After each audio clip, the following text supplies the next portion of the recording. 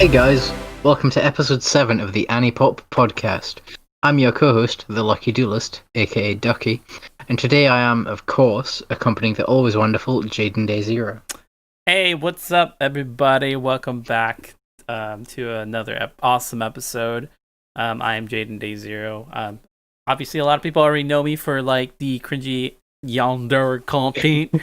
And I don't know what else to say other than that. Okay, and you guys know me. I'm Ducky. I'm here to be the co-host of help Jay. I try to help Jay my best. I try my best. I've got a new mic this week, so hopefully I sound better. And yeah, hopefully this episode's going to be good. We've got a special guest. We're joined by a very special guest this week. Someone close to both of us. One of my best friends and Jay's girlfriend, Maruitsuki Ramen. Why don't you introduce yourself, Maru? Wow, first of all, I'm flattered with that. That's so sweet. Oh my god, that's making me cry, man.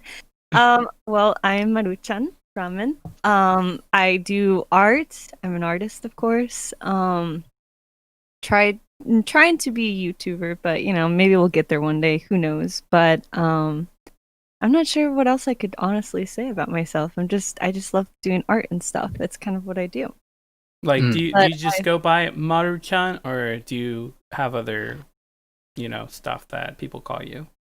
Other names? Oh man, I have a lot. But I guess the main two names that I go by is either Maru for short of Maru-chan. If not, I'll just go by Ali, which is just my actual name. But usually when it comes to art, my art things, like my main account, I go by like my regular name, which is Ali, and then for the other ones, I just go with Maru and stuff. Oh, okay. Yeah. Okay, that's cool. Yeah. I don't know. Like, people online always seem a bit weird with their like real names. Oh yeah. I mean, I don't know. I'm kind of iffy about it sometimes because personally, I don't like my name so much. I mean, I'm fine with Ali, but like my full name, it sounds weird when I hear it from people. Yeah. But I mean, I'm fine with both either way, so it's cool. Yeah. So, what we usually do here before we sort of get into the real conversation stuff is like an icebreaker, so like a dad joke or a question, something to sort of make it less tense. Yeah. And I know we're all well acquainted already, but you wouldn't be a true guest if you didn't do this. So, what if I wanted to do it though? Yeah, we're doing it. Oh, okay, cool. Yeah, you didn't really have a choice there, so yeah, everyone has to do this. All right, sounds good to me. So I have 6 questions. Pick a number between 1 and 6, and I'll give you that question. I'm gonna go with 4 because everyone says 4. It's my favorite number. Oh my god, dude! I swear to God, Ducky. I can go with shuffle these questions. It's fine. I swear to God, Ducky, if our next guest picks 4 again, oh my god, I don't know. I'm gonna lose it. Okay, so question 4. Uh-huh. If you could be reincarnated as an animal, what would you choose? Oh wait, you don't mix up the questions at all? I don't. That's so lame. What would you? Do you want to pick another question then? Sure, why not? We can go with. Wait, has anyone picked the number 1? No, we can go with that if you want. Okay, yeah, we can go with 1. Okay, number 1. What's your favorite anime and why? Ah, shiz. Oh, dang it. Can we go back? I was kidding. Favorite anime. That's a really hard one because like there's just so many choices, honestly. Well, which show like comes to mind first when you think about that? It's like a clash between different animes. Okay, which ones? But the first one that I don't know why, and whenever people say like something about like the first anime or like your favorite, I always think of Ghost Stories because it's the first anime that I ever watched when I was like 10 years old. Yeah. Did you watch it in English or Japanese? The English. Yeah, I didn't realize I was watching a meme during that time, so yeah. But I wouldn't say it's my favorite show, but it's definitely like one of the shows that really like got me into anime. So I'm thankful for it, even if it is crusty. Um, but favorite show, oof, there are so many. But I feel like I always say it wrong, but Samurai Champloo is like Yeah, you said it right. Yeah. Okay, cool. It's a really good anime. It's I think it's more like not like so old, but it's like, more, I'd consider it not classic, but it's within the classic ones. That's a good one. What else is there, honestly? I don't know. I feel like shows that came before or that before 2010 are considered classics now, because that's when there was like so many good shows. So I don't know. Yeah, honestly, because when you think of classics, well, for me at least, a lot of people, from what I've seen, think of like Sailor Moon or Dragon Ball, Naruto, things like that. Those are like when people think of classics, they think of the franchises that have been ruined. Yeah. Oof. I'm not wrong. No, you're not. But, yeah, you do have a point though. A lot of the older shows, I would say, are the classic ones. So, but that one's for sure a very good one, and I feel like a lot of people should watch it because I feel like it's really underrated. So I'll say that one's my favorite for now because it's a really, really good show. Is that the one that Samuel L. Jackson was in, or is that a different samurai one? Yeah, Afro Samurai. Okay, right. I wasn't sure if it was Samurai Champloo or... No, it was like a movie. I think Afro Samurai was actually a movie, like an anime movie, and not an actual anime show. Yeah, I wouldn't doubt it. It does seem like the sort of thing that would just be a movie. Damn, Samuel L. Jackson was born in 1948. Jeez. Oof. He's older. He's 70. 72 even. Damn. I don't feel like it. So you don't feel like it? It doesn't look like it because of what was it called? Avengers and stuff. Like, yeah, he seems a lot younger. Yeah, he seemed like he's only like 50 or something. He's 72 in December. Jeez. That's oof. He's old. No offense, Mr. L. Jackson, if you're listening. That'd be awesome. Hey, what's up, Jack? What's up, Samuel? Yeah. Wow. So, let's get into the actual meat of the podcast. Oh, okay. Shall we? Sure, I guess. So, you, Maru, are very... You're a good artist. You're into art. You like art. Am I correct? Yes, I mean, if I didn't, I wouldn't be doing it, right? Right, yeah, okay. So, what got you into that? Oh, boy. Whew. Flashback to when I was like a baby, a fetus, actually. No, I was kidding.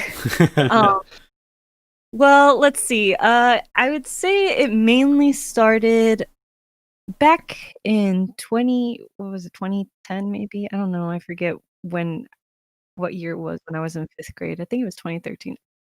I don't know. But it was like in 5th grade. I kind of like I already drew before that. Like I was into it when I was like a kid and stuff. I like drawing a lot, but like it wasn't until like 5th grade when I actually like became more interested in art itself and just like the different varieties and things like that. And it's also one of the times when I actually started watching anime, which also was a big influence for me to like make anime style drawings and things like that. I started my first sketchbook like on just a regular like notebook. So that's kind of where I started drawing and things like that. And I actually I didn't know a lot of things. Like I didn't even know they made sketchbooks like which had just plain paper and stuff like that for drawing. Yeah, I feel like everyone started off like drawing without the intention to get into it, and then they ended up sort of getting into it. Yeah, no, definitely. I feel like that's kind of like how it started, and that's also when I really got into like animation and stuff, which is something that I'm hoping to like do more of. I did try 3D animation for a class, and oh man, it is it's okay. It's not my favorite. 3D isn't my favorite. I did a little bit of 2D, not from class, but just like on my own, because I got Procreate on my tablet, and they have this animation feature. So I tried that out and kind of like 2D better, even though it takes slightly longer, I'd say. But going back to what I was saying though, yeah, so I just kind of got into it because of anime mostly, and like the different TV shows and animations that I would see as a kid, and I thought it was really cool, so I kind of wanted to do more of it. So that makes sense. Yeah. Yes. So you've been drawing for quite a while, as it sounds like you've been drawing for quite a while.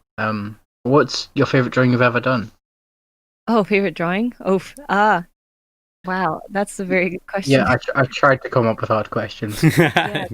That's horrible. I'm just kidding. Let's see. Favorite drawing. That is a really, really hard one because, like, I'm pretty sure a lot of artists face this, but like, you draw something and you love it so much to the point where you start hating it. That's what happens a lot with my drawing. Yeah. But I don't know. I don't think I have a top favorite one yet. It's just, I think it's mostly because since my art style keeps changing and like growing, like I always find a new drawing that I absolutely love and stuff like that. So it's hard for me to actually say, oh, this one's like my top favorite one, because my art style is constantly changing and things like that. So I don't have a favorite at the moment. But at the moment. Yeah, I'd say all of them are my favorite so far. So you sound like a mother with her children. They're all my favorites at the moment. Yeah. Dang. Yes, at the moment. You said about how you do it so much to the point where you start to hate it. Yeah. What's the longest you've spent on a drawing? One single drawing. Oh man. I think the longest one that I've ever done that is most recent would be the one that I made for you, Ducky, for your birthday. Yeah, that was good. That took me 8 hours to complete. Oh man. Oh damn. Yeah, it took me 8 hours to complete and stuff, and I was like, oof. But it was worth it because it was fun and you liked it, so I was like, okay, I did my job. The finished product is amazing, so I still cannot thank you enough for that. Yes. Oh, it was great. It's great. I'm glad you liked it. I worked so hard. I didn't eat for days and didn't sleep. No. Oh dear. How long's a day for you if that was 8 hours? Jeez. 8 hours was a day for me. Okay. So, have you ever scrapped a drawing after it was finished? Like, have you ever sort of finished a drawing, looked at it, been really sort of unsatisfied, and either got rid of it and abandoned the idea, or started all over again? Oh man, oof. Yeah, I kind of have a couple times, but I try not to do it so often because I tell myself that I can fix it or do it work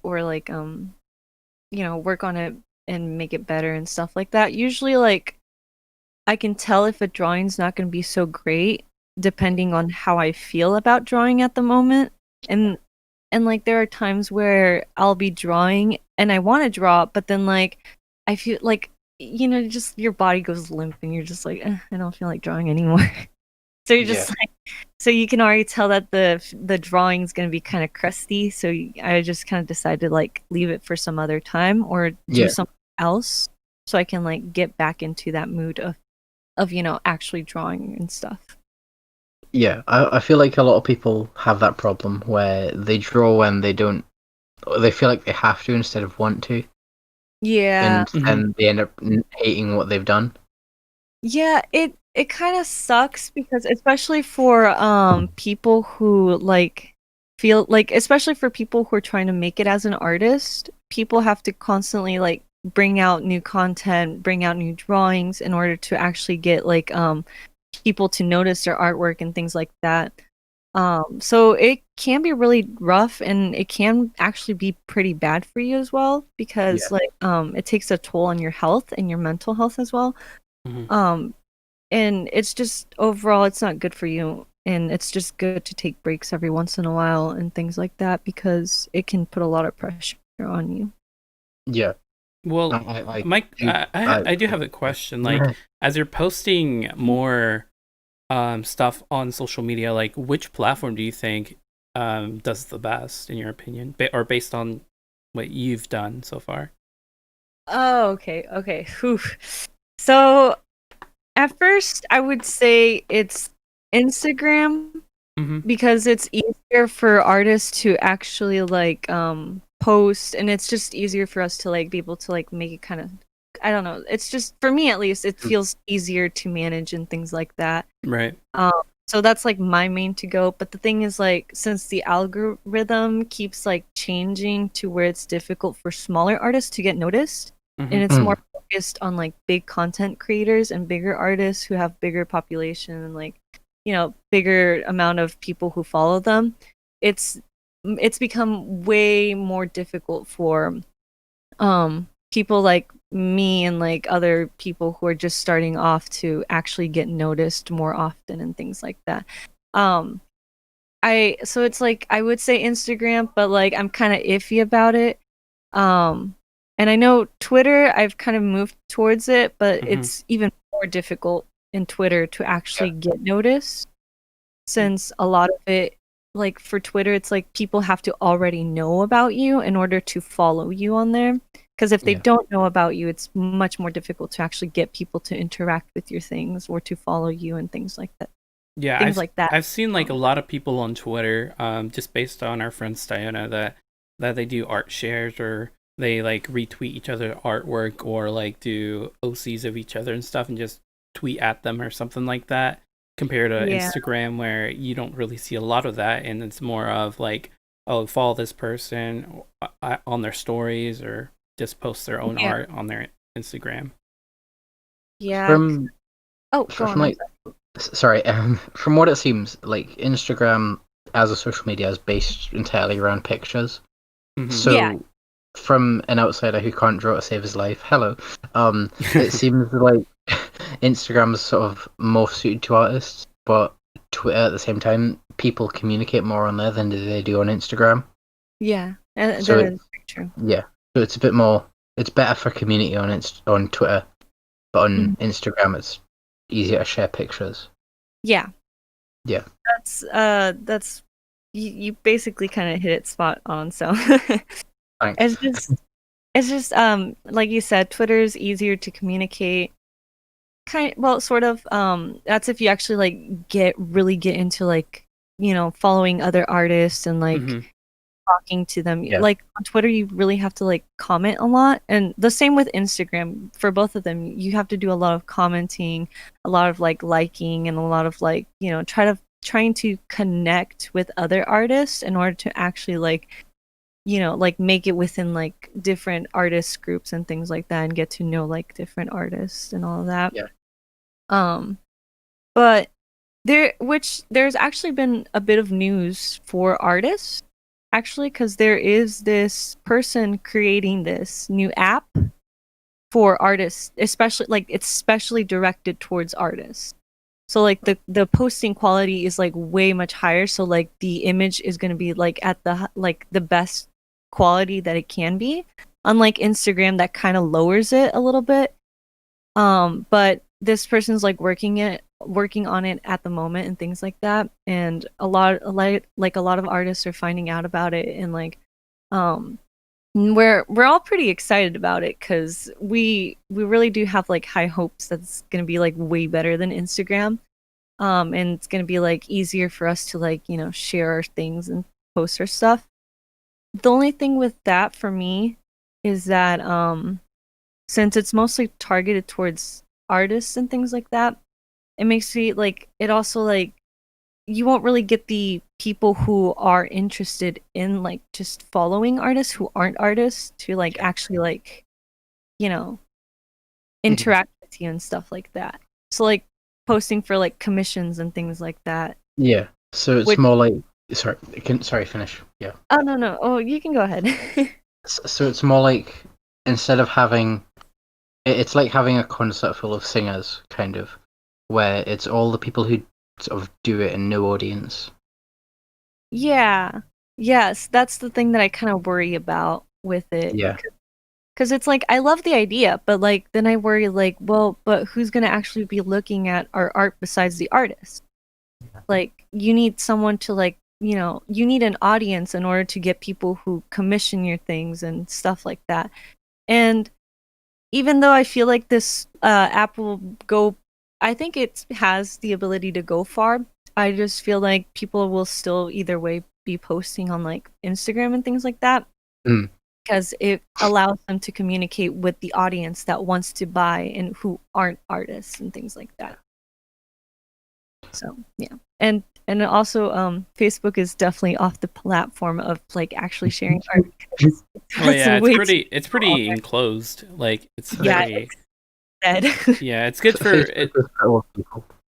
Yeah, pretty much. It's pretty good. Although I do have to say that it's pretty good to just have a main page, a profile page for Facebook, even though you don't really use it. But as far as like content stuff, it's pretty bad at that. Yeah, it's just too difficult to actually reach anyone on there unless you like actually buy, like the ads and stuff. Yeah. Well, out of all these platforms, how's the art community within these platforms? Is it like friendlier on Twitter, friendlier on Instagram? I don't know. Is there any kind of toxicity? Well, there's definitely the drama and things like that. But I mostly participate in the art community of Instagram because it just feels much easier for me in a way, since it's easier to share your art and to have people notice it. Yeah. While on Twitter, you have to really like get to know that person and things like that. You have to kind of like communicate more and like be more social in a way.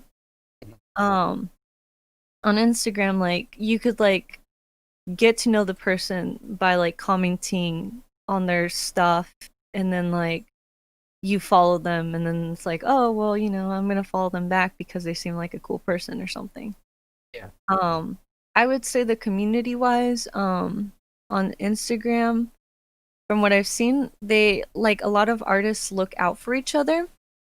They tend to like, especially because there's a lot of art thieves, who tend to like pretend like they're an artist, or like they like make accounts where they sell those people's artwork and things like that. So we do a lot of like sharing on how to protect your artwork and how to basically like report people and accounts that are faking someone else and stuff like that. Basically we kind of like help each other out in that way of like giving each other tips and kind of trying to get to know each other and stuff like that. Of course there's going to be like different like levels of who you get to interact with, because of course a small artist isn't going to really become friends that easily with a bigger artist, because a bigger artist has to focus more on their following, right? And they have a lot more like they'll probably most likely interact with bigger artists because they kind of like understand each other more and they're at a higher level in a way. But I know that for sure the smaller artists are like, they support each other so much to the point where they can actually get like a lot of people following them in return pretty fast. It's like, wow. It's pretty unbelievable sometimes, because it's like you would see an account that may have like only 3 posts, but it already has like 500 people following them. And that's mostly because they spend their time sharing other people's stuff, communicating, and basically sharing other accounts and like making friends. Right. So, yeah, I see a lot of that on Instagram for sure. Yeah. I've seen like a lot of artists, like smaller artists, like less than 100 followers, sort of like hating on bigger artists, sort of like treating them like the bigger artist owe them something, sort of like They Oh, don't like them because they have a following. Like, there's an yeah. example. I saw someone who, kind of an acquaintance of mine. I'm not gonna say who. They put a post on their spam account on Instagram saying that someone unfollowed them and continued to follow a bigger artist, and they don't like the person that unfollowed them because they prefer a big artist. Oof. Yeah. Unfortunately, a lot of times you will get situations like that. Even because I've even kind of run into that where I've actually followed this person who followed me back, and they got bigger. Like they're at a much they have more followers than I do now, and they actually unfollowed me, and which I kind of wondered kind of why. Maybe was it because I didn't post so constantly and stuff like that, but it'll happen. You'll get artists that are like that. And a lot of artists unfollow people because either they're not into the style anymore, or they try to limit themselves to how many people they follow, so it's less than how many followers they have. And or they try to keep it to where it's just closer artists that they talk to and things like that, so that they're, because it, when you think about it, the more people you follow, the more cluttered your feed will get. You'll get a lot of variety of artists and artworks, so sometimes it's actually harder to notice the different artists that you follow unless that artist is constantly posting. Because if they're not constantly posting, then you won't really notice their work. And unfortunately, it's just you'd rather focus on the people that you see often sometimes and things like that.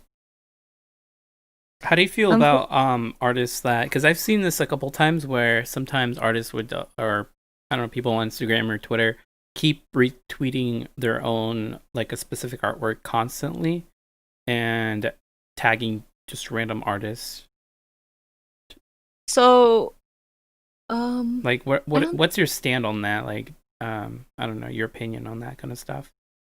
So I don't know if I understand completely the question. So is it where do they share it on their story, or do they just repost their artwork, put it on their own page, and then just tag the artist? Yeah, so for example, if somebody, a specific so an example would be, okay, so I make an art piece, right, or a drawing or whatever on my OC or something, and I post it, right, then a week later I repost it again and I tag one of a bigger artist or something, and just put a bunch of different hashtags and stuff, and then if that doesn't get traction, then I repost it again after a couple of other posts. Oh, okay, so you mean those artists that repost their own artwork several times? Yeah.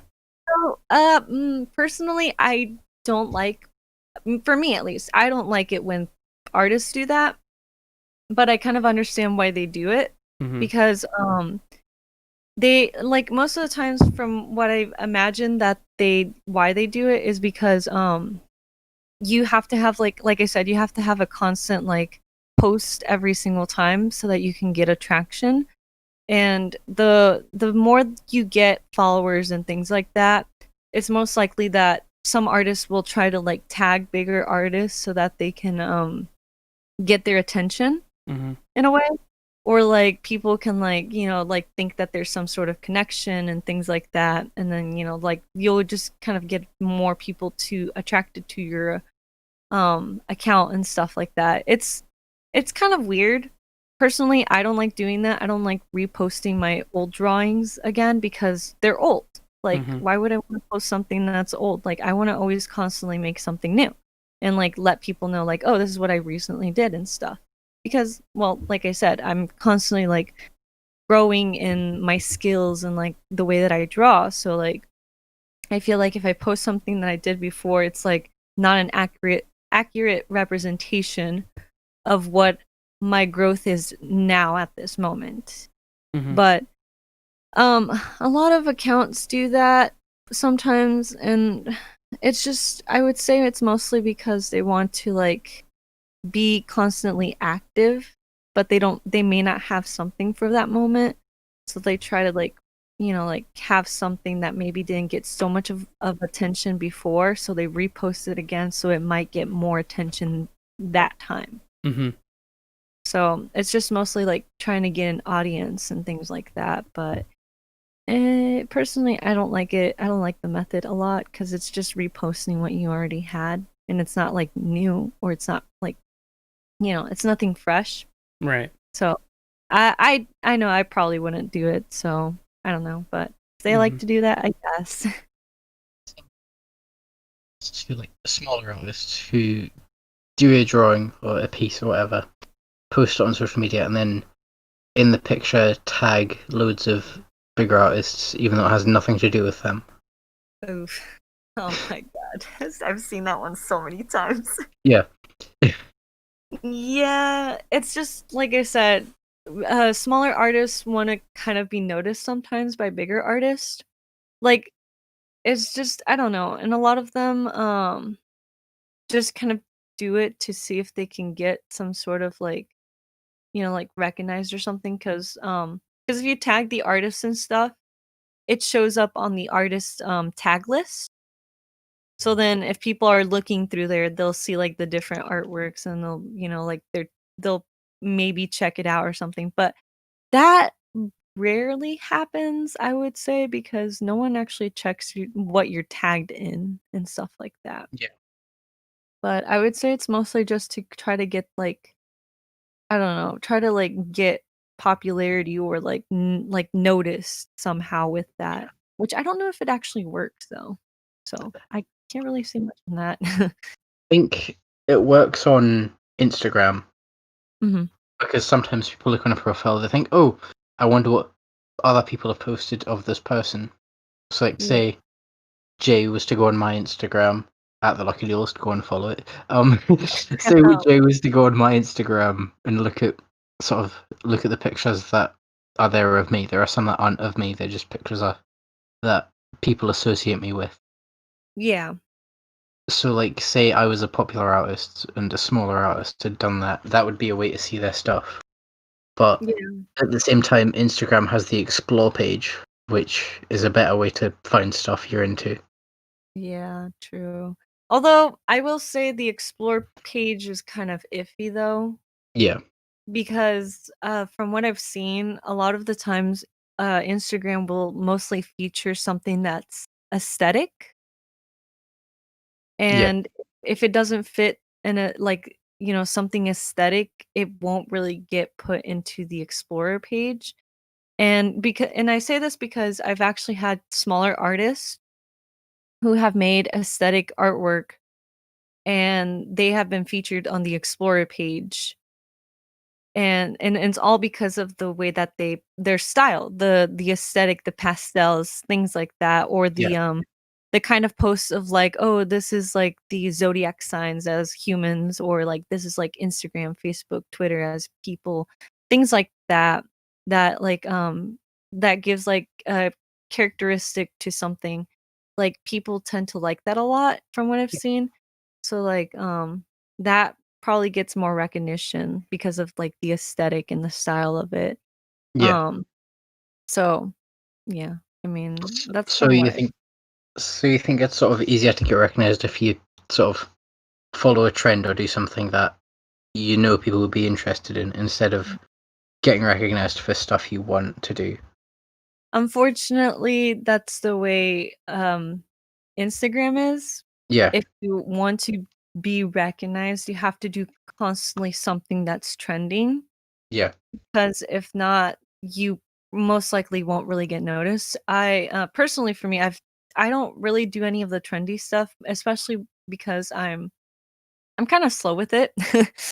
And sometimes I get too lazy to actually do the trendy things, and or I don't have time to do it.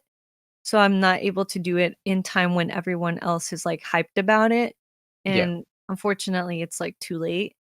So and like for me, I just decide that I don't want to really go with that because it's just too like it's too focused on getting followers, Mhm. and it's less focused on what I actually want to draw, what I feel like drawing. Yeah.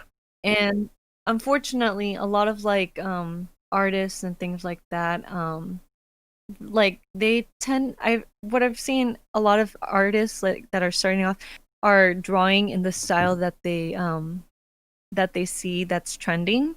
So a lot of the art style actually tends to kind of look the same. And it's like I don't want to sound mean or anything, but it's just it kind of does go that way because it's the same aesthetic, like the same pastel colors, the same kind of like style, the same kind of like, look. And I don't know if you guys have noticed that or not, but I know for sure I have. I think it's better to see different. I personally prefer different things. Like Mhm. a good example would be in our server, or should I say Jay's server. We have sort of like, I don't want to say the best artists, but more the main artists are like Maru, Delta, Steven, and Bree, and they all have their own different styles. Yeah. And I think that's better than having 4 people who draw the exact same thing in the exact same style. Yeah, Yeah. for sure. But the only difference is a signature at the bottom. Yeah. Honestly, oof. What's your opinion on different Instagram accounts using artist fan art of characters? Like, for example, if somebody created a fan art of, let's say, Levi from Attack on Titan and in their own style or whatever, but this other meme account uses it for their own content, or for example, a YouTuber uses a fan art from somebody else that they don't know, they just Google searched it on their thumbnail and that kind of stuff. Right. Like, what's your opinion on that kind of stuff? I'm coming after them because just stop, okay? Mm-hmm. That, first of all, okay, there are artists that don't mind, but there are artists who do mind. And a lot of artists will put to not repost their art, and unfortunately, a lot of accounts ignore that and just do it anyways. Personally, I feel like it's unfair because a lot of the times the accounts that's sharing the art that person put work and effort into is getting more attraction from it and stuff like that. They're getting the most likes, they're getting the most views, they're getting the most like follows, and it's not fair. The same with a YouTuber using the artwork without actually like promoting the artist and saying, "Oh yeah, this artist did blah blah blah." Like literally, it's not that hard to find out who the artist is. You can like reverse search the image and see if you can find like the artist and things like that. If you can't, then don't use the image. Like it's not that difficult. And like it's just like it feels so disrespectful to have your art just taken like that, to where all your hard work is basically given out for free. And I hate the mindset of people who are like, well, it's on the internet, I can just take it up and just use it because it's for free. No, it's not for free. That's another thing. Like, what do you think of people doing that then saying, well, it's free exposure, so no, it's not real estate. Free exposure. You respect the artist and you ask them for permission. If you don't ask for permission, well, get ready because your butt's gonna get roasted by a bunch of other artists. Like seriously, like a lot of artists, especially like from what I've seen, don't mess around with that whole entire like mindset. And a lot of artists do tend to like share it to other artists to like like promote in the way of like reporting the account and to like letting like Instagram know that this account is like impersonating someone and things like that, which I do appreciate from the art community because it happens too many times and it's so frustrating. But like it's just I don't understand how people like the only reason they think that way is because they don't do art. They don't understand how much time it takes or the effort and things like that. Like people do this for a living. People do this because they love it. People do it for so many different ways, but that doesn't mean you have to disrespect them like that by taking their art and saying, well, it's for free and giving them exposure. Like, I don't want your crusty exposure. I'm sorry. I'd rather just like continue struggling with my artwork, with my own account, without having, you supposedly promoting my art without even tagging me in it. Like, right. There's no point. in that. Well, Like, what do you think about, if that's the case? What do you like? What do you think about art, like in general, being underappreciated? Then, oh man, that can go for so many different ways because there's so many different types of artworks and art styles and just so many different mediums, you know? I would say like it really depends what we're talking about.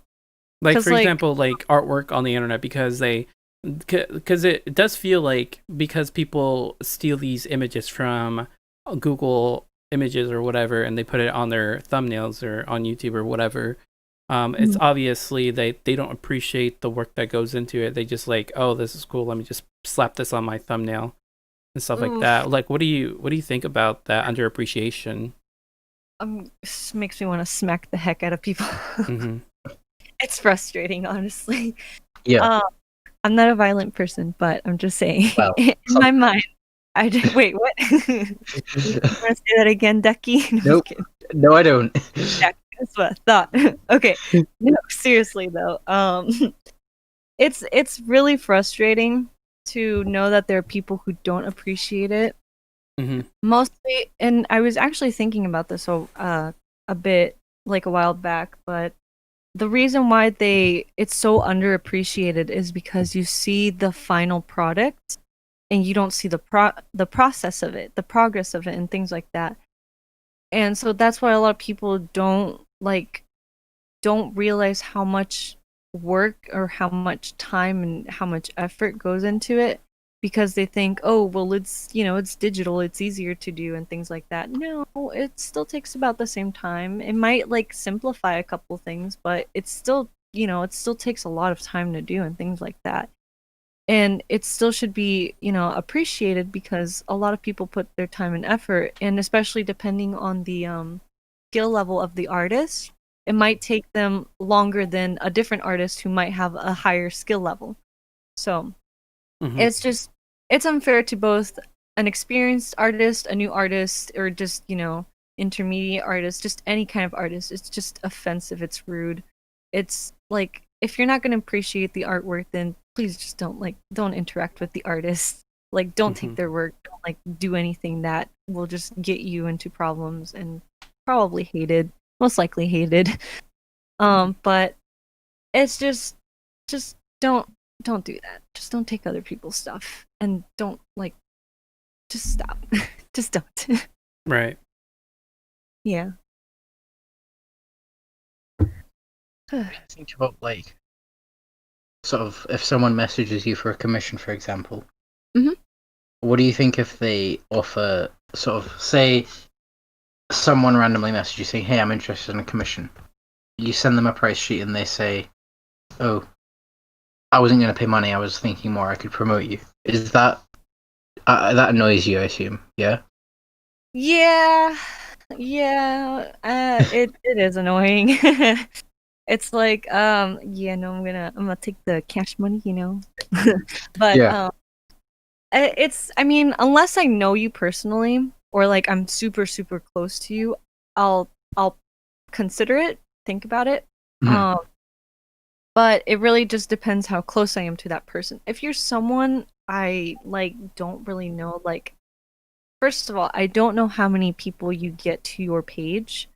I don't know how many followers you have, which I could check, but if you have a small amount and stuff like that and you barely get any likes or something, even if you're a big account, it's not gonna work at all, because I don't know how much exposure I'm actually going to get. Yeah. And I don't even know if you're gonna tag me or anything like that and stuff like that.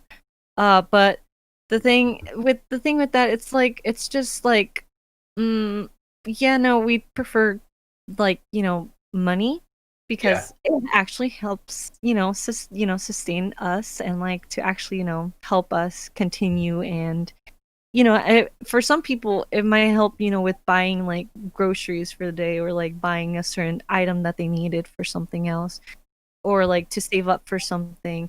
There's just so many ways, but so many things, but honestly, it's kind of just rude, because it's just basically asking for free art.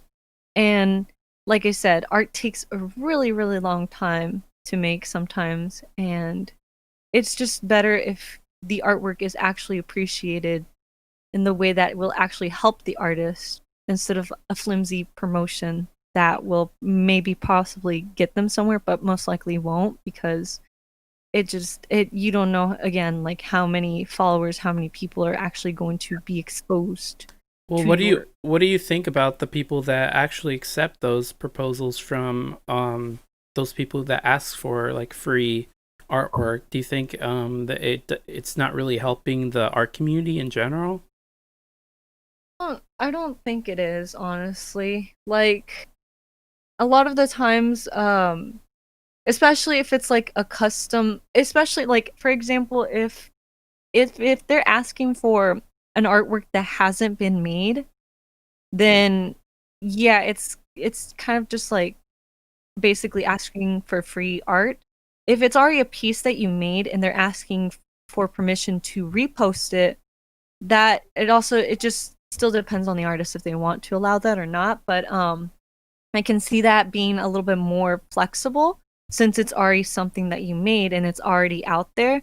So, and it's just the person asking for permission to like basically reshare your artwork and stuff like that, to share it and stuff like that.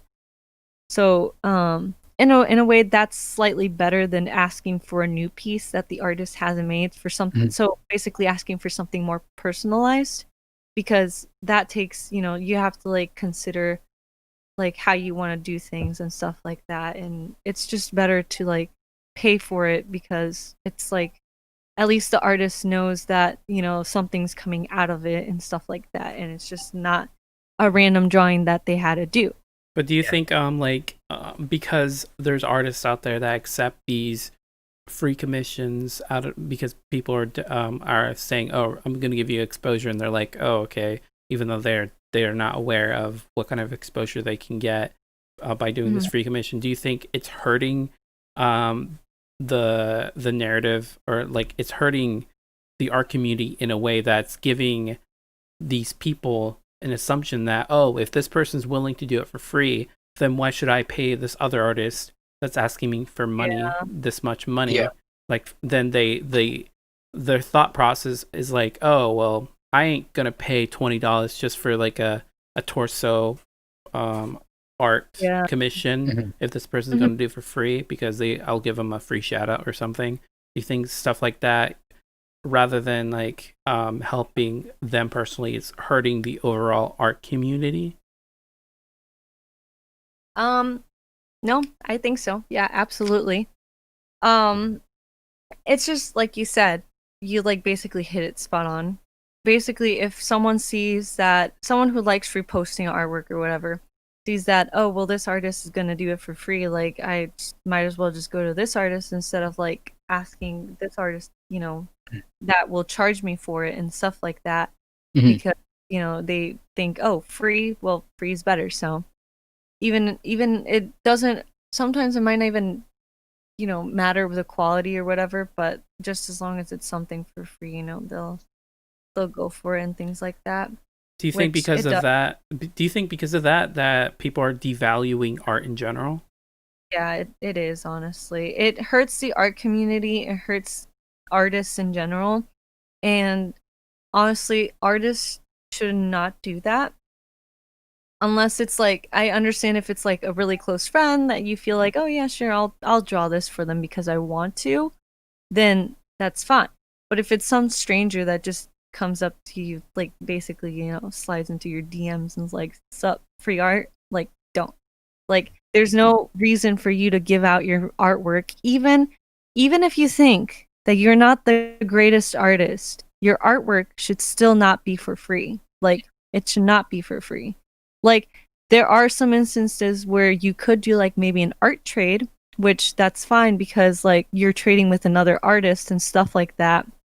That's around like, your level, or like, just someone that they're fine sharing or, doing art for you and you do the same. Like, that's fine. But if it's some person who's just offering exposure, like I said, you don't know how that's going to turn out and stuff like that. And it's just better to do your research and things like that. But if artists keep doing that, and I feel like especially like younger artists are more likely to do it since they feel kind of like desperate to climb up the ladder of like, you know, getting popular and getting followers and stuff like that. People become desperate into getting noticed, especially with the way the algorithm is working. It's not helpful at all. So a lot of artists feel kind of desperate to just do things for free because they want to get recognized and stuff. So it's like it does hurt the art community, and it's probably like and it's not good for you because like you're just giving out your art for free and stuff like that. And will you actually get any exposure? I don't think so. I mean, it's most likely that you probably won't because a lot of these spam accounts or like these reposting accounts look for like these super intricate like artworks and stuff like that. Stuff that looks like, you know, like so much like high tier stuff, you know?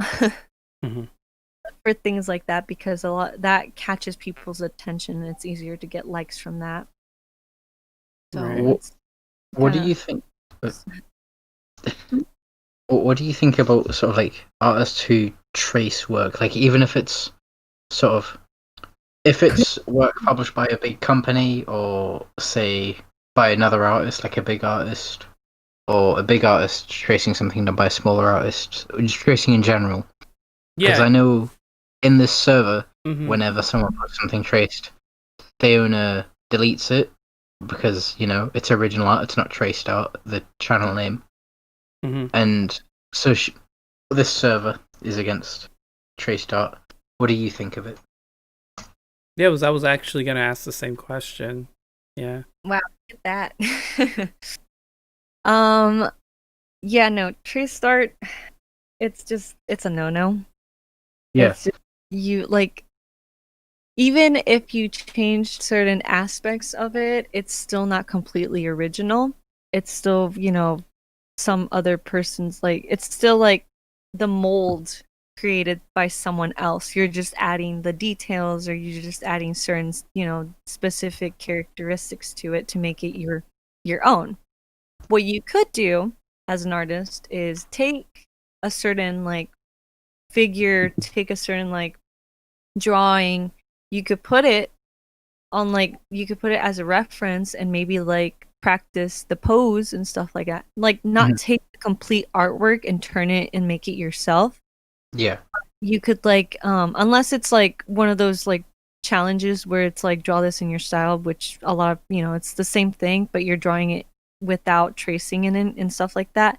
But people know who the original artist is. Now that's fine as long as you say who the artist is who originally made it and not claim it as your own, because then you can get in big troubles for that. But tracing is definitely a no-no.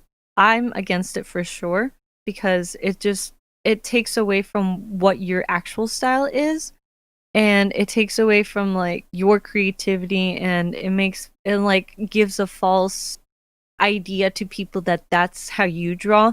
So like it's not fair to artists who have put in a lot of practice, a lot of work into actually getting good at like, you know, drawing certain things just so you could come along, take something and just draw over it and say that it was your own. Like it's pretty unfair and stuff like that. So that's definitely a no, and it's definitely not recommended for artists to do it unless it's for your own purpose of practicing and you're not going to post it. Then that's fine. Yeah.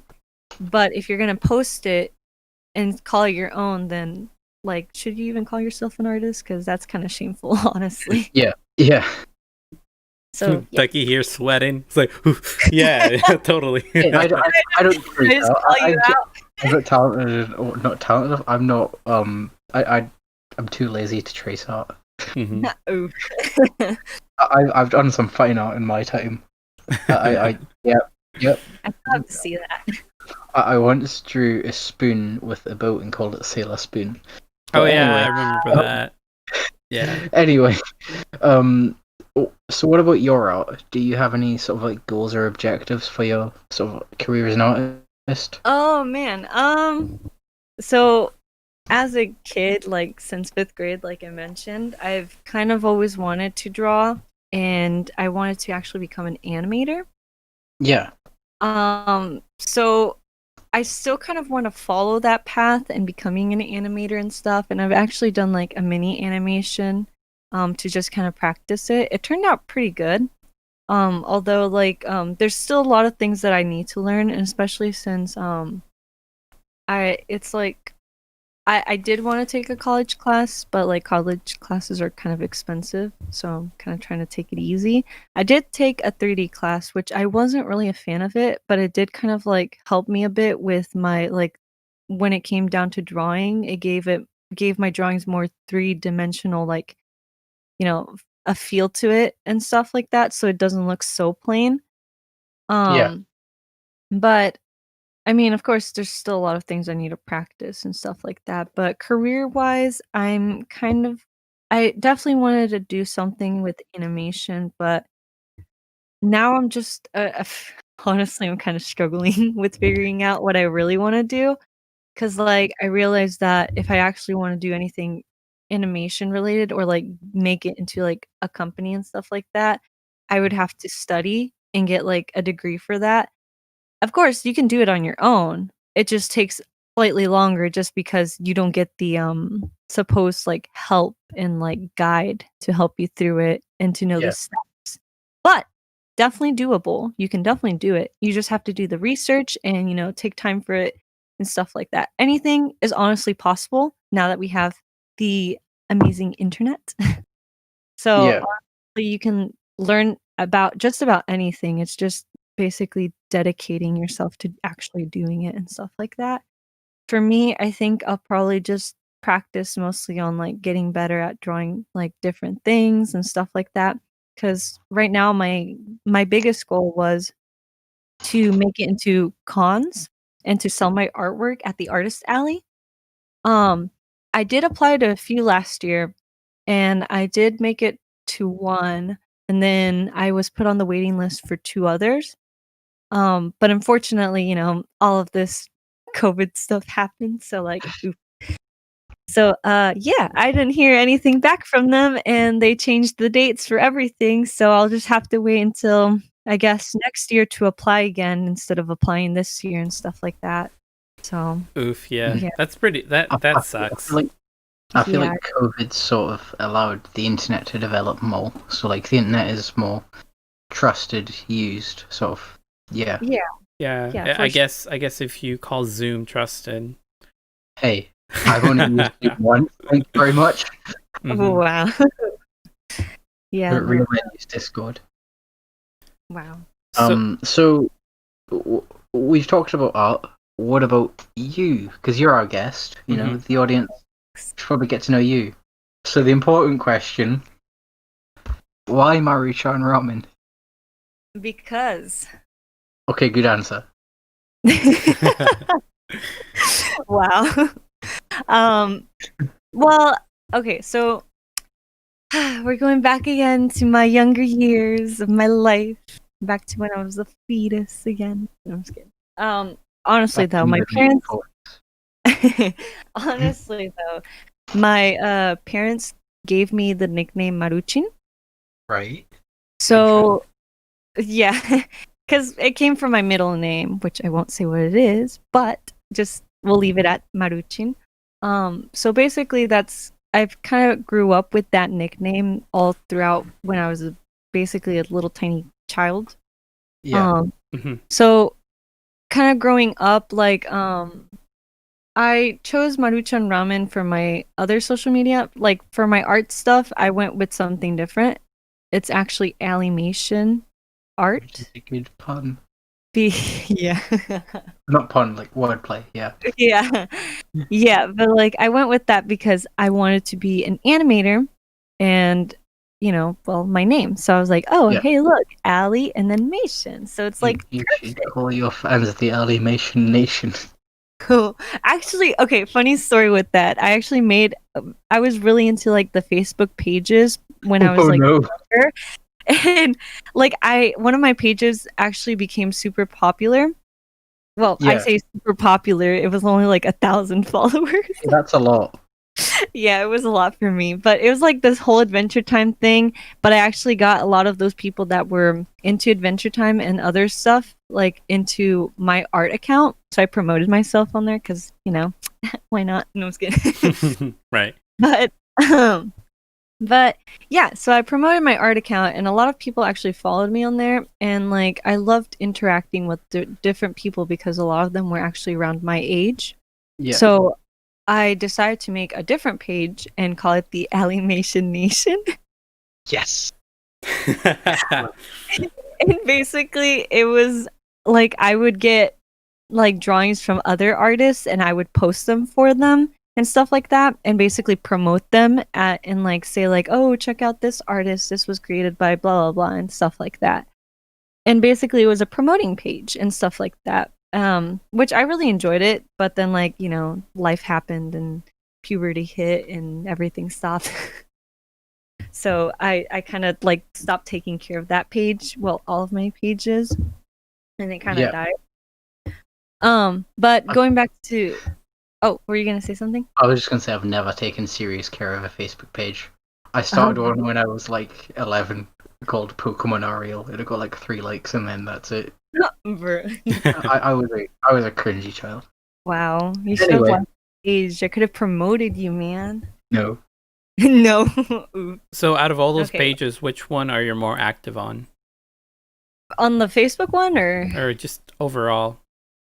Oh, well, definitely like my art one. Mm-hmm. It's just I just post more on there because it's just art what I do, so right. But I don't think I fully answered the other question though. Why Maru-chan? Did I? Because you said it was a nickname from your parents. Yeah. Yeah, but I changed it to Maru-chan Ramen because ramen, and also because every time my parents bought the instant ramen, they would say it was my ramen. So then I just changed it to Maru-chan Ramen. Have you ever considered like changing the name or anything like that? For my art one? For the main one that you like to associate yourself with. Oh man, okay. So I mostly associate myself with the Maru-chan name because I just became so used to being called like Maru-chan or Maruchin and stuff like that, and Maru.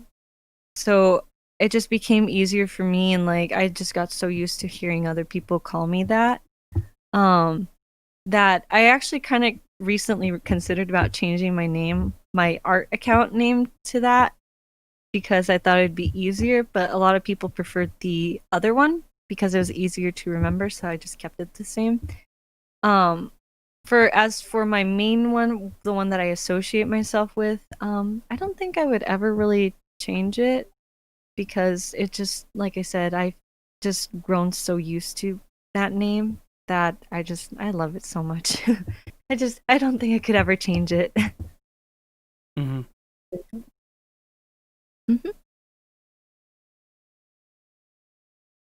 So, you've considered changing your sort of like online name.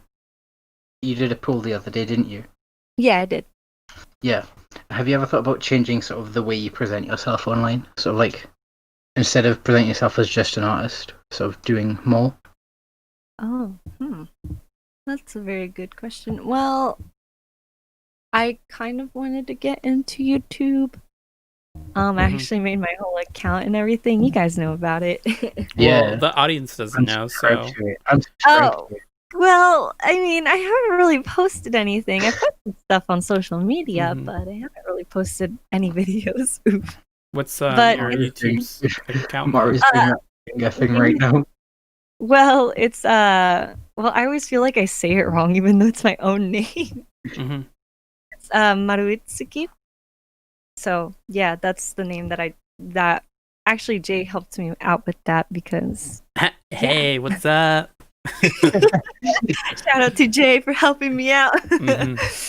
But yeah, it was because of him that I kind of went with that name. Okay, don't ever look up Maruchin on YouTube though. Maruchin.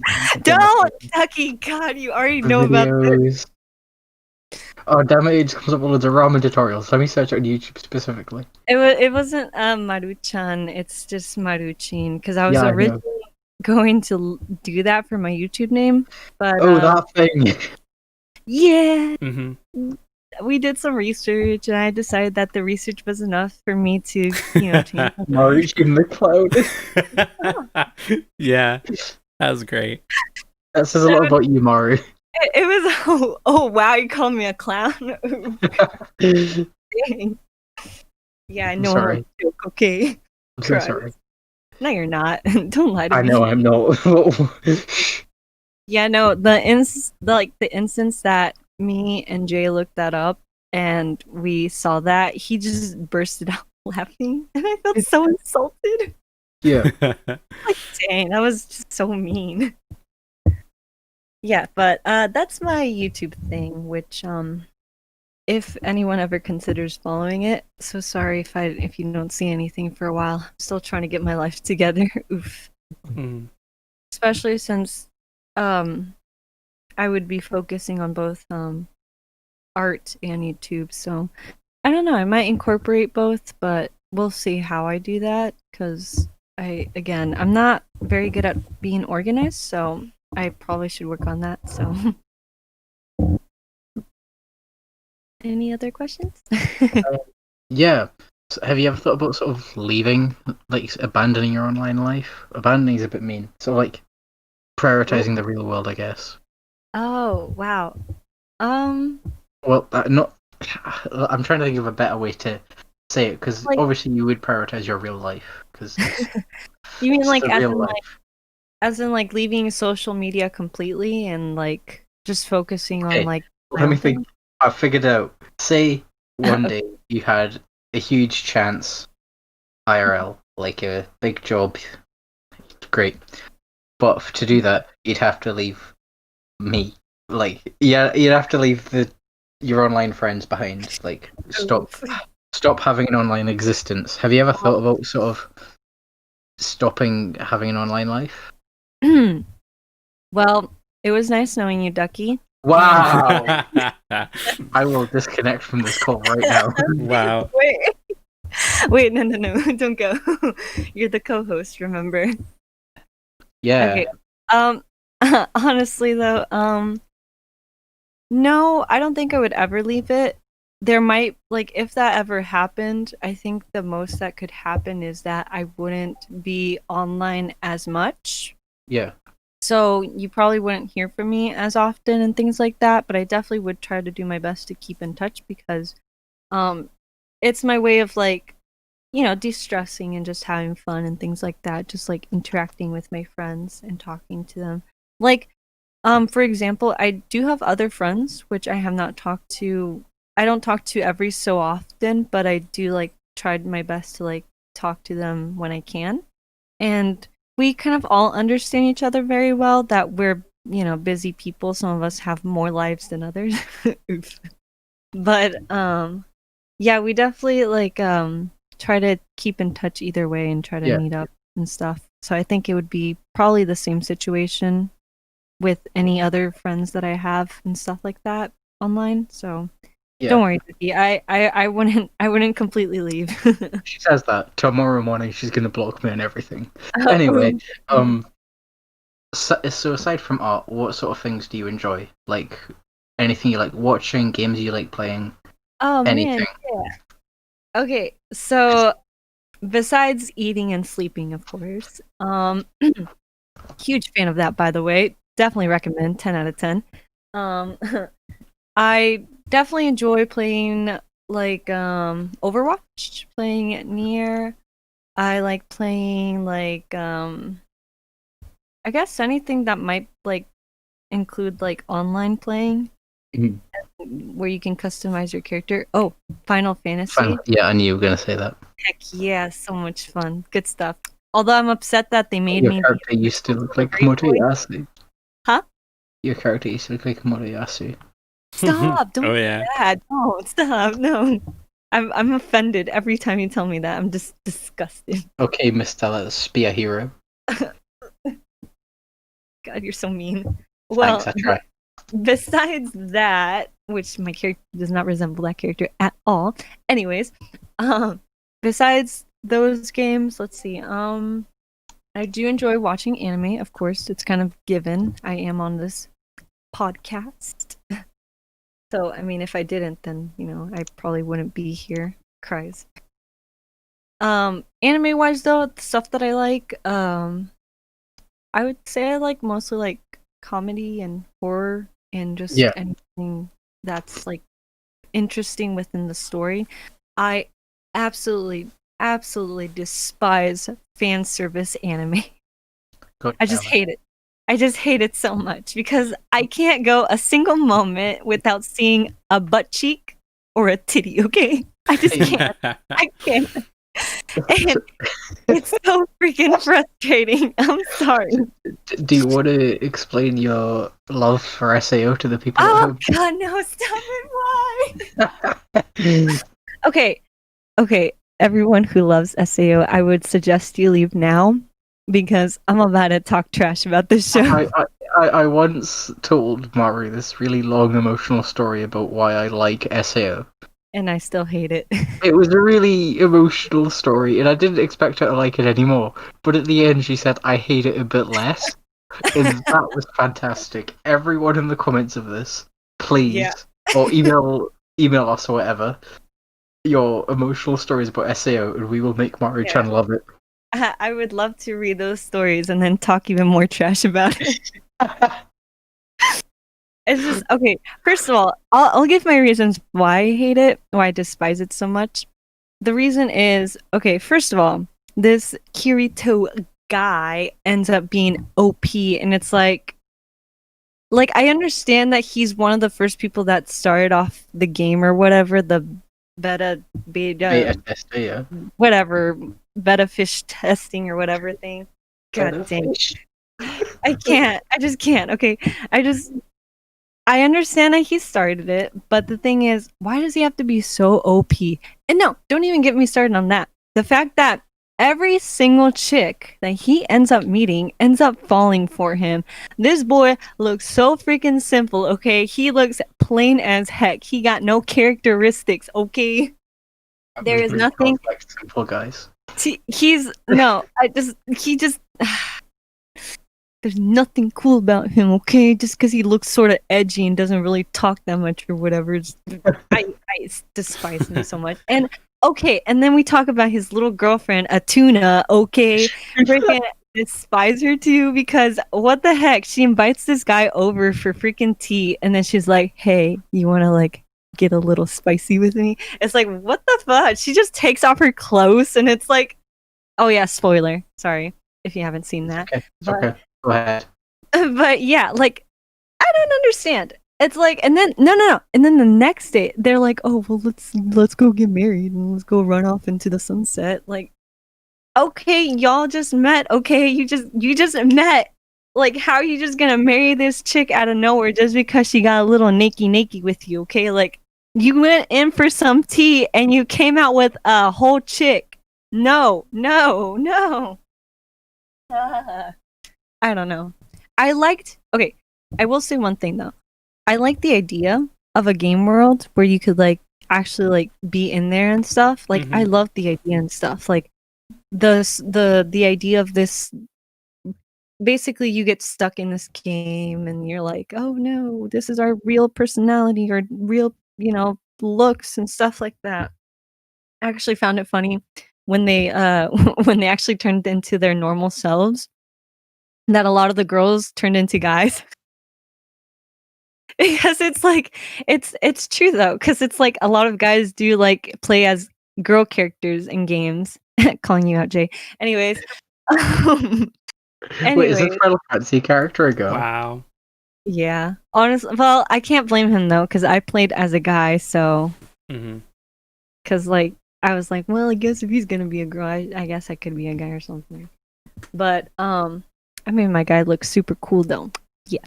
Well, see, the thing about the game is that a lot of the female characters get really cool clothes, while the guys, they just pretty much give them like scraps. That's why I picked the girls. They do. They really do, and it sucks because the girls they always look so adorable, and then the guys just kind of. I'm sorry, man. Like, why they always have to give you the short end of the stick? Like, you guys deserve cool outfits too. Like, I want my boy to look super, just so good, man.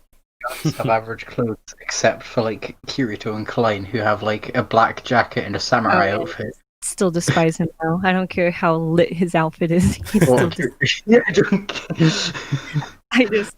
Okay, what about the other male characters in the show? Oh, I completely forget about them because apparently everything's about Kirito. Kirito this, Kirito that. No, disgusting, despising, just ugh. I feel like you might enjoy season 3 then, because like there's another male character. Yeah, I've actually one of my old coworkers actually told me about that, about how like I would probably like season 3. Problem with that is if I can actually make it through season 1 and 2. So just skip to season 3. Just skip.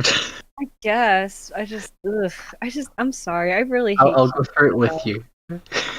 It's just like he gets okay. It's just I think it's mostly because, like I mentioned before in the podcast, like the fact that overpowered characters just like get everything handed to them so easily is just it makes the story so boring.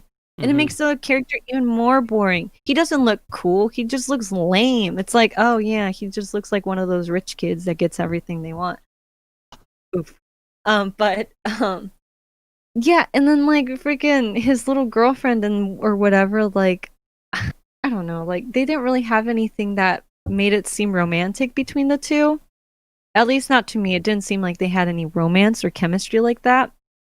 And like out of nowhere, she's like, well, Kirito, I'm kind of into you, and it's like no, it's more like Kirito, have my babies. Yeah, pretty much. And then they adopt one. She chucks herself at it. It's just like that, and it's just like I don't understand. A child in its computer program. Rip. He's just so like the little pet that characters can have.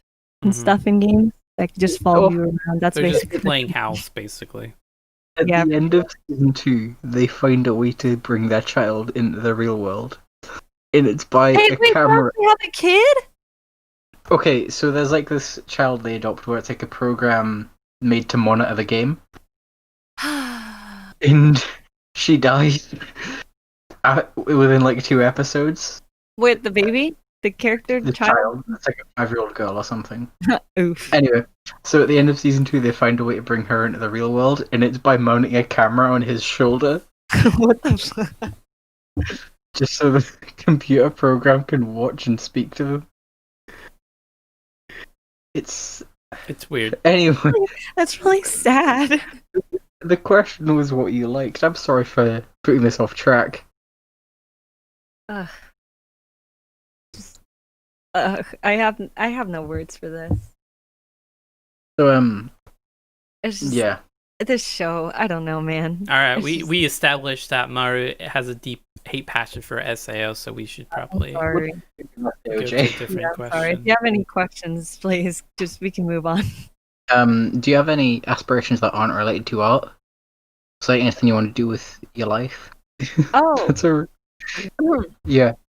Well, there are definitely certain things that I would love to do with my life. One of the biggest things is traveling. I absolutely love to travel, and I want to be able to travel. Of course, there's circumstances that don't always allow for that. Like, for example, this whole I mean, we still went traveling, but we were very cautious. But yeah, there's just certain times where you just can't, and unfortunately. But even still, I still look forward to being able to travel to wherever it is that I can. Probably like really cool places, not like crusty places like where I live. Christ. Oh, I thought you were gonna throw something at me there. Oh, yeah, that too. Wow. Don't go over Africa, Thanks. England. Don't be British. Don't be British. Good advice. Wow. Good advice. Nice. I'll work on that. Yeah, please do. No, I'm just kidding. I'll start using an American accent. Sorry, I'll Please do start try. using an American accent. Oh. I mean, try again. Go ahead. Cheeseburger. Burger. Rate my No. accent. It's beautiful. Thanks. It's yay, Ducky. You did your Anyway. best. So traveling. Yeah, traveling. I have another one in mind, but that's more personal stuff and things that I hope for in the future. But that is for us to see, I guess. So yeah. I think. Let me see. Is it just those two? Traveling, and that other thing. Oh, of course. Well, art stuff, but that's besides the point. No, I'd say probably like, traveling the most probably, and definitely like way in the future is like, having my own place and like being able to live the Gucci life, yo. Living the American dream. Oh yeah, definitely. I don't even know. Is that not just like having a car, a house, and children or something? Yeah, I don't pretty know. much. That's pretty much it. Bleak compared to the American reality. It's very sad. Yeah. So That would be a dream. I Go wonder on. what the British dream is. Anyway, the next topic. So we've talked about art. We've talked about you. Yes. So it's obviously it's good to talk about your art. Mhm. So do you have any OCs, and do you have like a story you plan on with them? Because like a few episodes ago we talked about Delta and his OC BNY, that whole story. Yes. Do you have any sort of anything like that? First of all, I'll say that I absolutely love Delta's OC.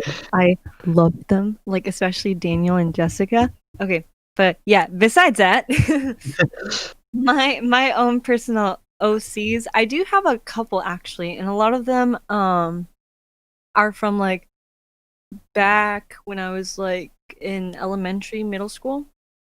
So I've kind of kept the same ones in a way. The only like main OCs that I use the most are like this character named Zerna, which Yeah. she basically like this guardian of spring, and her skin's all like is like a light green, and her hair's like a dark green, and her hair's like so long, and she has like her little scrunchies are like little flower petals, and she's basically like this little kid, and basically like she's super innocent, naive, and she's so adorable. It's such a cinnamon roll, honestly, and I just absolutely love her.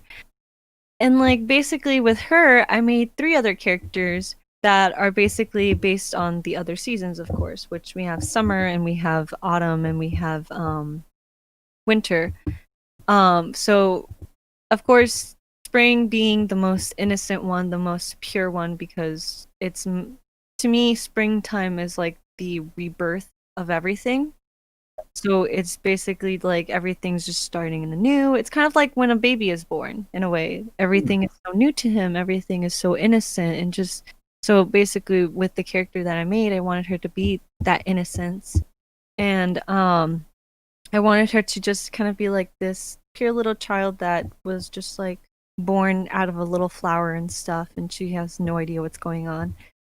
As for the other characters, for Summer, her name, the character's name is June, and she's a little bit more hot-headed.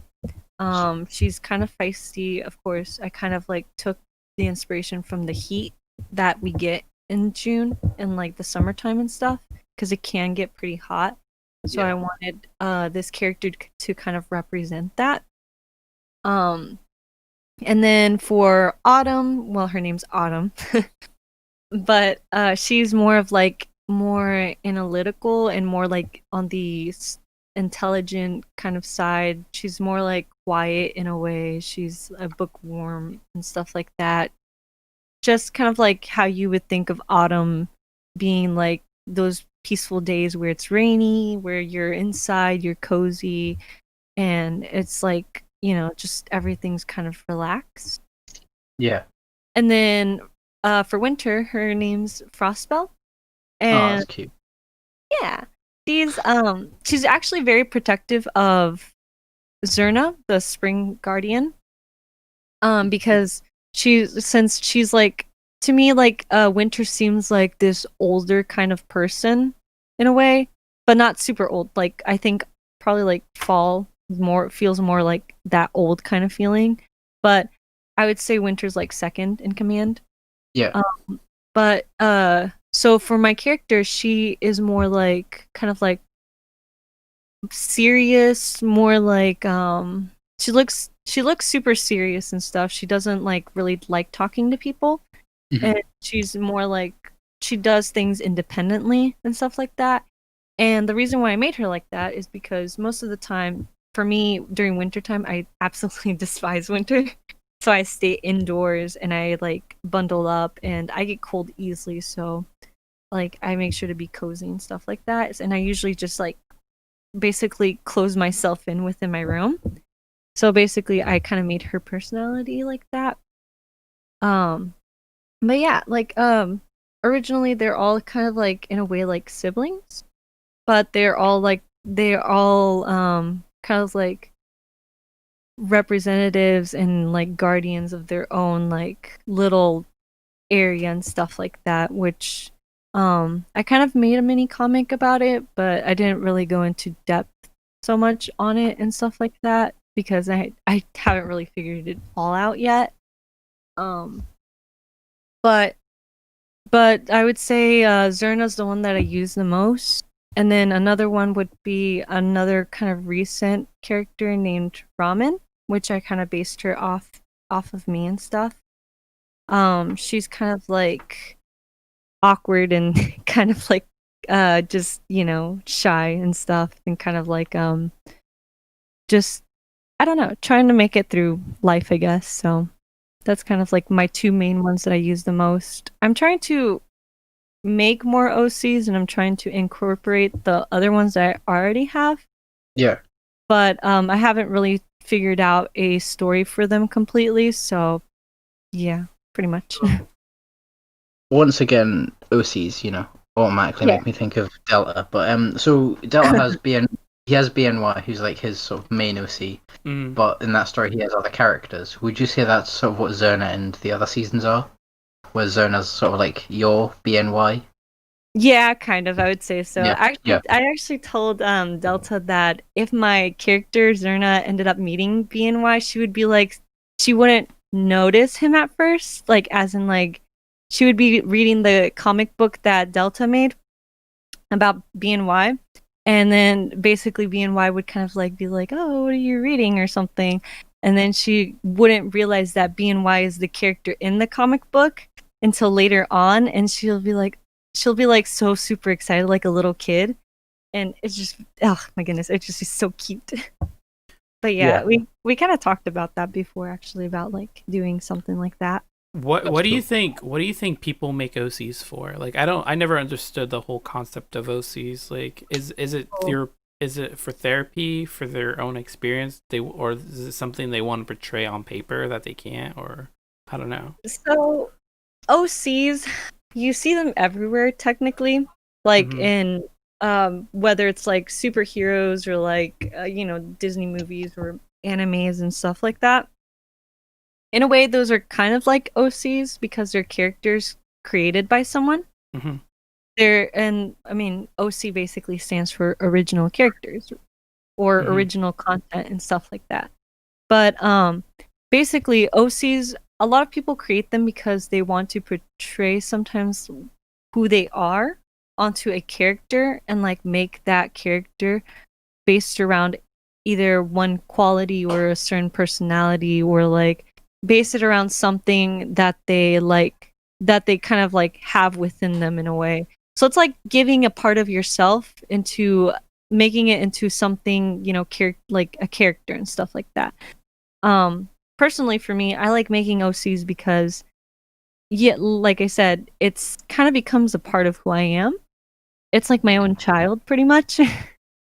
So you're putting part of yourself out there, or you're putting like this idea that you came up with out to where it's represented by this one character and stuff, and you give it a story and everything. A lot of times, that's why people make OCs, to kind of just represent themselves or the people around them or someone they know. So, yeah. Imagine how big of a flex that is for like the guy who writes Dragon Ball. Like, oh, do you have any OCs? Yeah, his name's Goku. You might have heard of him. That's true. So, you do commissions.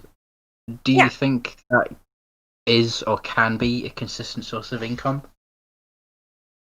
So is it like a consistent? You said a consistent form of income. You said. Yeah, not like full-time income, like all you do, but do you think like is there times where you get more commissions than others, or do you get sort of the same amount all year round?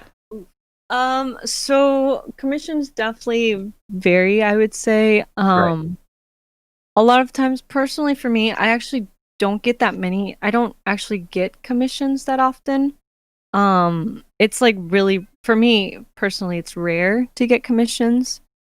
But it's because a lot of times artists will go for, I mean, not artists, like, well, the audience will go for artists who are more developed, who have a better, like, higher skill set, who have more, like, details and stuff like that, because they feel like, I feel like for me, like, they get more out of them, like what they're paying and stuff, or Yeah. like it just looks way cooler. It has more to it, I would say, compared to someone who, like me, maybe I won't be able to completely satisfy the customer and stuff like that.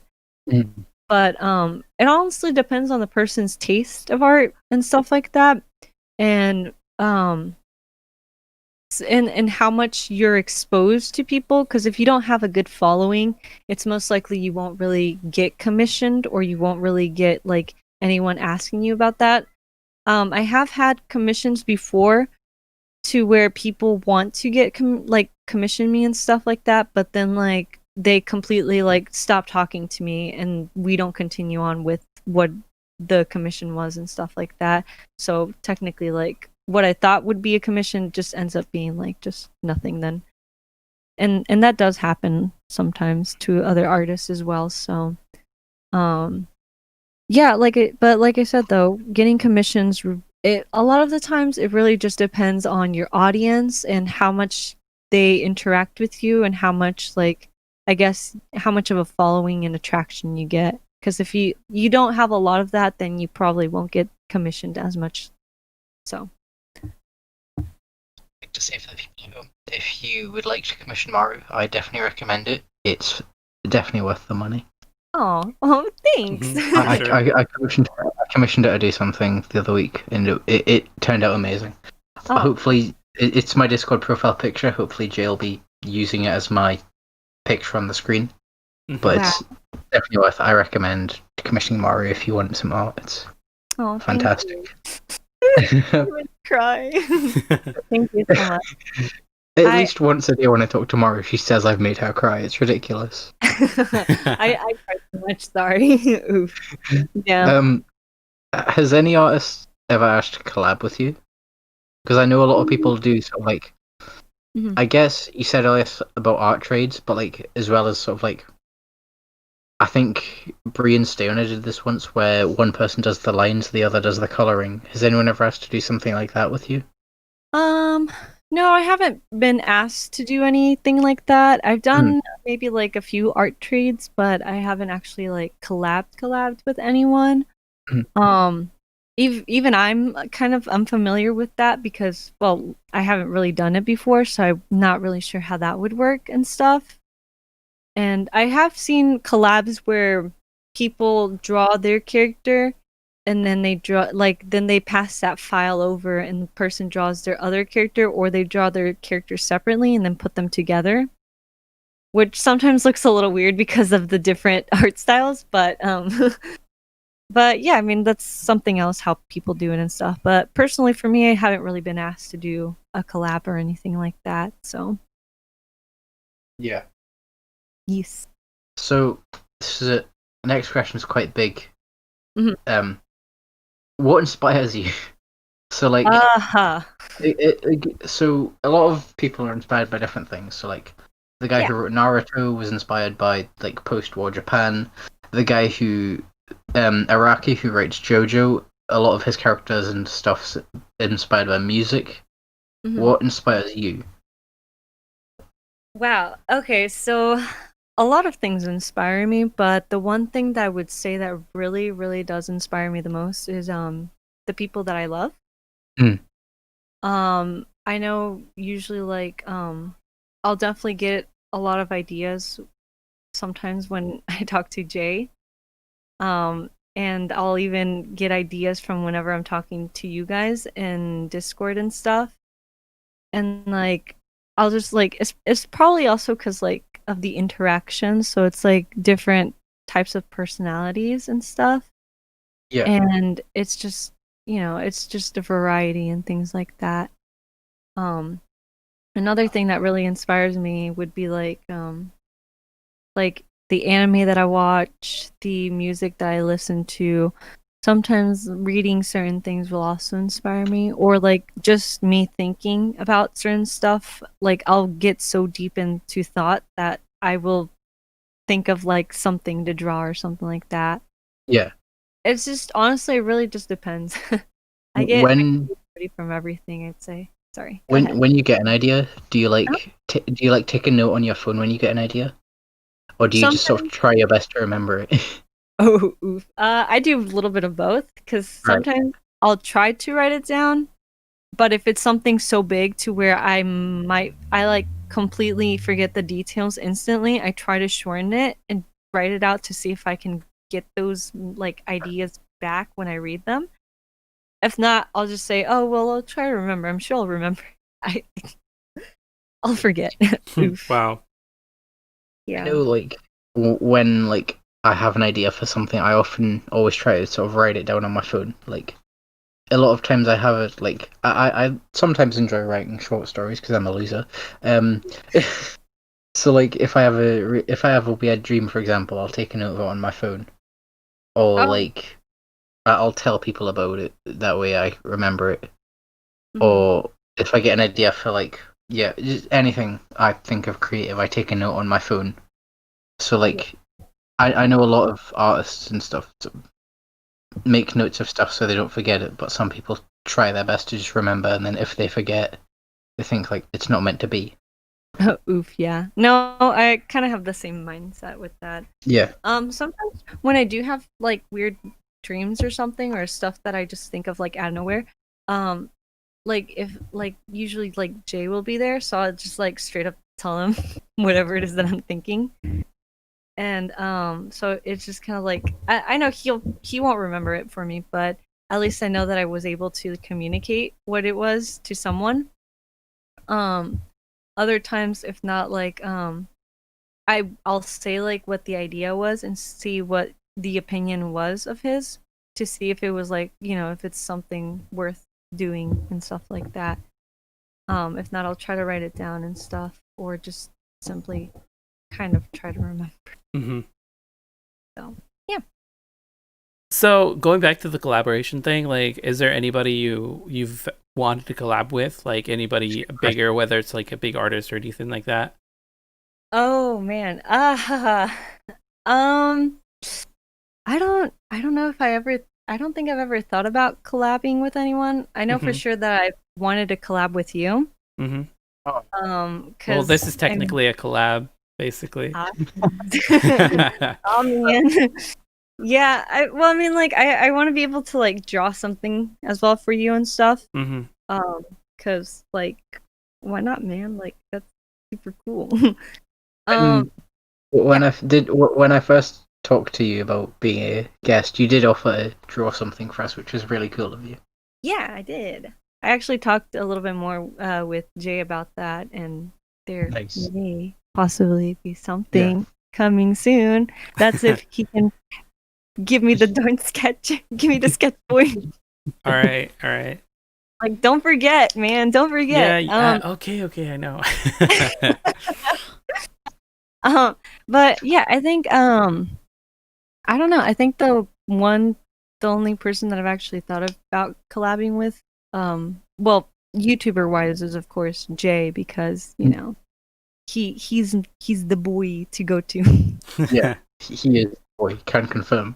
Mm-hmm. When me and Maru talk about you, we do actually refer to you as the boy. So Yeah, I mean, I am from the male spectrum side of things, so. Okay. Oh my god. See this is what I have to deal with every day, guys. I'm so sorry. No, artist wise though, as in like I don't know if I'd ever thought about actually collabing with anyone else. So because they're probably, beneath you, they're peasants. yeah, no. Oof. No, definitely actually Delta I've thought about for Mhm. sure. Probably the other artists within our Discord I would be interested in collabing as well, because they have good characters We have a and lot of talent artists. yeah. We do. But artists that I like aren't in Discord and stuff. There is one artist in particular that I absolutely love her artwork. I don't know if I could ever see myself collabing with her though, because her artwork is just so good. It's just good stuff, okay? But yeah, I would say anyone who I'm close to or who I know and stuff like that are more likely for me to like actually like think about collabing with them, because I know them personally and I get to know their characters and stuff like that. Yeah. As for bigger artists, I haven't really thought about that much, because I haven't really put myself in the position of the what if that could ever happen, Yeah. because I don't see myself getting big anytime soon. So I just kind of want to go with the flow and stuff. Thing I've noticed along the terms of collabs is you don't always have to be big to get to collab with someone. Like when I was younger, I wanted to collab with Jay because I looked up to him a lot, Oh, really? and now here I am. Mm-hmm. Because like when I started doing YouTube, Jay was probably one of the first like smaller channels I found, because he had less than 1,000 subscribers when I found him. Oh, wow. Yeah, I've been here. Damn, I've that been was here a a long long time ago, yeah. He had like 400 and something subscribers. Uh, Wow. And I sort of looked up to him kind of because his content was so good, and I thought he was underrated. And I'm happy he's as big as he is now. He is thank you. underrated, so. Thank you. So like you don't need to be as big as the person you collab with to collab with them, because like Yeah, Cheers. I agree. I agree with that statement. Although I do have to say, throughout the people I've encountered doing YouTube, there are some people that do look at the numbers and they won't collab with you unless you meet a specific number criteria. Because, like, I don't know, it's just weird, I guess. But it kind of makes sense, because there are some people, because I am part of this subreddit where they talk about YouTube and stuff, and they're like small YouTubers. And they make it all about numbers and stuff. So, and they want to collab with bigger people to get clout. And usually bigger people don't want to collab with those kinds of people, because, they're just there to use them rather than like add value to their content or any of that kind of stuff. Yeah. I feel like go ahead. Sorry. It's just like when YouTubers look at collabs, if they look at the numbers, they think, can I benefit from this the same amount they'll benefit from doing it with me? Instead of thinking, hey, this person's my friend, we do a good video together. I feel like two people can hate each other, but they want more views, so they will work together to get a bigger audience. Yeah, pretty much. It's unfortunately, even within the artist community and stuff like that, a lot of the smaller accounts definitely want to collab with bigger accounts, because they know they could get a following out of that. So unfortunately, it's like that anywhere, like based on creativity or just anything like that. So I've had a couple of times where people want to like do something, but like it never really gets done, because like it was just mostly like the benefit for that person, because they wanted to get noticed and stuff. Yeah. So Yeah, unfortunately, it does happen, and that's why bigger artists, bigger YouTubers, cosplayers, or whatever, tend to avoid interacting with smaller accounts that try to be super friendly towards them because they know or feel like there's a purpose behind their kindness.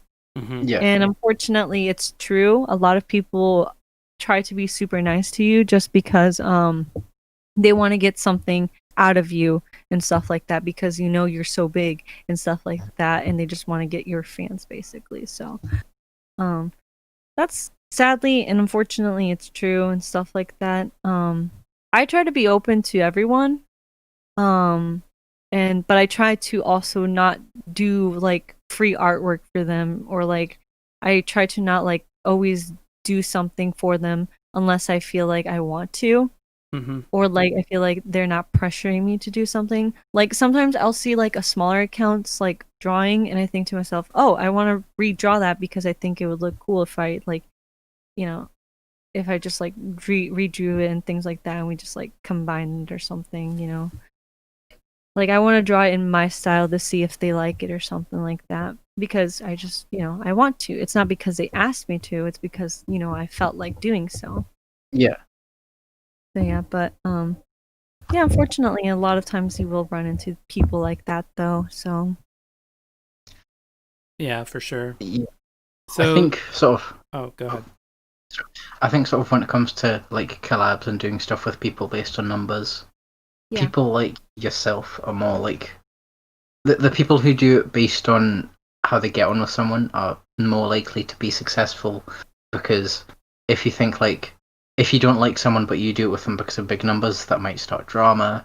Well, if you do it with someone because you like them, that more like a big friendship, basically. Yeah, pretty much. Yeah. Unfortunately, also, what I've also noticed is that a lot of smaller accounts, they try to become friends with semi big accounts, but not so big, and basically they keep the number of how many people they follow low, so that they get like they have a like they make it seem like they have a higher amount of people that want to see them instead of them wanting to see some other people. Yeah. So like and like I don't know, like I've noticed that with a lot of accounts where they keep their numbers low on how many people they follow, but yet they have like they try to get as many people to follow them and stuff like that. So, and sometimes they'll try to be friends with people higher up because they know that they could get followers out of that, and they can just grow their numbers easily and stuff like that. Especially if they have pretty good art and stuff, so it's easier for them to get up higher. Especially like even if they just started out and stuff, they can get even at a higher number than what I'm at or someone else is at and stuff, even though they've been on there for like the longest time, which kind of sucks. I can agree with that. So, so another thing, with that being said, do you have like any big projects that are in the works, whether it's has to do with your art or your new found YouTube channel or anything like that? Oh, yikes. Big projects for sure. Let's see. Well, YouTube wise, I definitely want to try to get recording. I did do my first video, but it just feels so weird to see myself on camera. So it's like trying to get used to that, and also trying to get used to editing is very difficult right now. Especially since I'm trying to find like motivation to do it.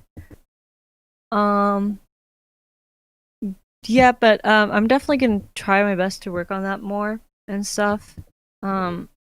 I don't know if maybe it'd be better if I work with other people instead of just myself, but I guess we'll see, right? But that's, I guess, a little side thing that I'm working on. Art related wise, oof. I know I definitely I was working with you actually, Jay, with creating more, I mean, like artwork for your brand as well. Mm-hmm. So I'm trying to get back into that as well. I don't think I really have any other big project things, so I do want to do more animation for sure though. Try to get more into that for sure. Mm-hmm. With there's a project we put into action the other day, isn't there? Oh yeah, there is. Yeah. More to come on that at a future date. Yes. So it's kind of dumb, but it's gonna be great. But It is. yes. So we tend to like do this thing where we call ourselves the chunks, because Based on a drawing of a cat that Mario did once. Wow. yeah, of a chunky cat, and basically, Delta, Ducky, me, Jay, and Steona are all kind of doing our own little YouTube channel together, calling it Chunks Inc. Mm-hmm. Jay found out just because I told him kind of like already when we already came up with the idea, so Yeah. he's just kind of already part of it anyway. So I guess so. Yeah. Mario was sitting in VC once and we came up with the idea. It happened, and yeah. And I said, while it was happening, I sent Steona a message like, by the way, you're part of our new group channel. Yeah, pretty much. We're gonna be hopefully working on that soon or something. But yeah, I'm actually looking forward to that because there's Me gonna too. be more than one person doing it. I So. feel like it'll be more fun to do videos as a group than alone. Yeah, no, definitely. Yeah, It doesn't for make sure. things awkward. Yeah. But that is a work in progress. It is. Yes. Do you have any like social media you want to promote? Yes, I do. Okay, go for it. So for my Instagram, it's animation_art. Right. So it's like spelling animation, but instead of like the Annie part, it's just Allie. So yeah. So it's animation_art. And then for Twitter, and well, yeah, Twitter and Instagram are probably the only two things I use. Oof. For Twitter, it's Maruchan_ramen, and Maruchan has 2 A's in it. So Technically 3, because there's the first day as well. oh well, I mean, like you know what I mean. The Chan has 2 A's. Yeah, the Chan has 2 A's. So, Mm. but yes, those are my 2 main social medias that I use. I tried using Tumblr, but that's really hard to kind of like get noticed. And I'm not a fan of Tumblr. Yeah, me neither. I don't really use it anymore.